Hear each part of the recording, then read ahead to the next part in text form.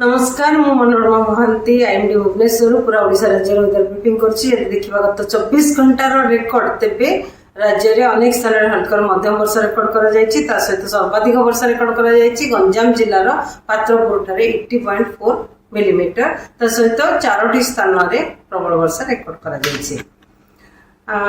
मौसमी वर्षा जदि देखिबा आज पर्यंत प्रथम जून रु नै 10 अगस्त पर्यंत टोटल वर्षा रेकर्ड करा जायछि पूरा राज्य रे 864.3 मिलीमीटर, जहाँ फल कि पूरा राज्य में वर्तमान भी 28% एक्सेस वर्षा रही।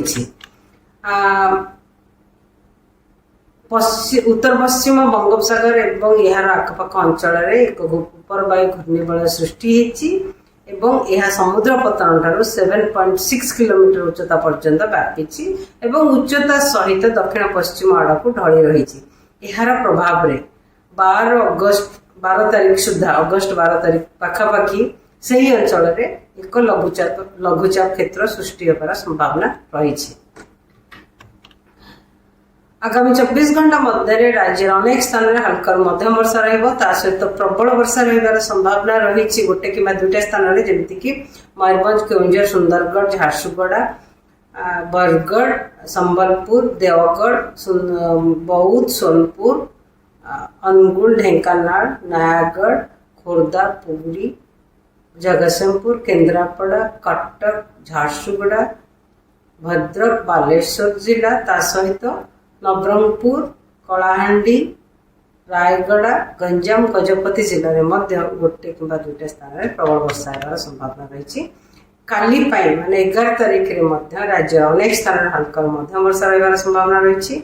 सहित प्रबल वर्षा गोटे कि दुईटा स्थान में जमीक बालेश्वर मयूरभंज सुंदरगढ़ झारसुगुड़ा बरगढ़ संबलपुर देवगढ़ अनुगुल ढेंकानाल नयागढ़ खोर्धा पुरी कटक जगतसिंहपुर केन्द्रापड़ा भद्रक बालेश्वर जाजपुर गंजाम गजपति कोरापुट मालकानगिरी जिले में गोटे कि दुईटा स्थान में प्रबल वर्षा होगार संभावना रही। किंतु आगामी 5 दिन पर्यंत राज्य में वर्षा सहित गोटे कि दुईटा स्थान में बिजुली घड़घड़ी और झटका पवन 30 ରୁ 40 किलोमीटर पर रही संभावना रही।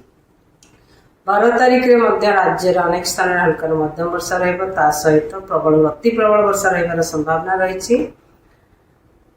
संबलपुर झारसुगुड़ा अनुगुल ढेंकानाल कटक जिले पाखापाखि जिला गुड़िक प्रबल वर्षा रही संभावना रही। गोटे कि दुईटा स्थान में जमीक मयूरभंज केउंझर बालेश्वर भद्रक केन्द्रापड़ा जगतसिंहपुर पुरी खोर्धा नयागढ़ बौद्ध सोनपुर बरगढ़ बलांगीर गंजाम गजपति सुंदरगढ़ केउंझर और मयूरभंज जिले में 13 तारीख में राज्य अधिकांश स्थान में हल्का मध्यम वर्षा सहित प्रबल अति प्रबल वर्षा रही संभावना रही।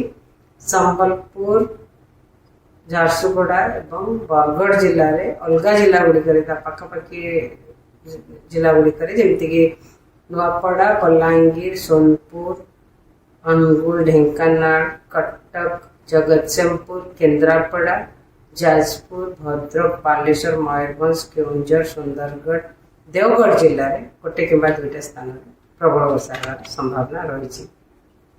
14 तारीख में राज्य अधिकांश स्थान में हल्का मध्यम वर्षा रहा सहित प्रबल अति प्रबल वर्षा रही संभावना रही। गोटे कि दुईटा स्थान में जमीक सुंदरगढ़ झारसुगुड़ा संबलपुर बरगढ़ जिले में पाखापाखि जिला गुड़िक जमीक मयूरभंज केउंझर ढेंकानाल अनुगुल बौद्ध सोनपुर बलांगीर नुआपड़ा जिले में गोटे कि दुईटा स्थान में प्रबल वर्षा रही संभावना रही।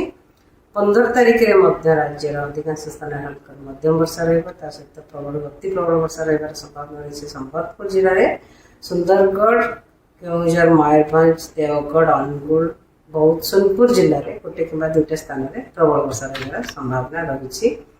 16 तारीख में मयूरभंज बालेश्वर भद्रक केउंझर जाजपुर जिले में गोटे कि दुईटा स्थान में प्रबल वर्षा संभावना रही।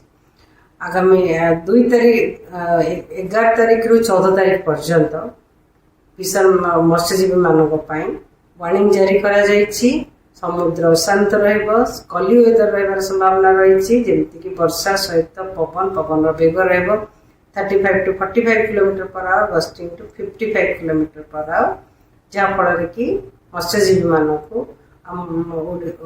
ओडिशार उपकूल दे समुद्र भीतर को जीवाक बारण कर 11 तारिख रु 14 तारिख पर्यंत अगस्त 11 तारिख रु अगस्त 14 तारिख पर्यंत।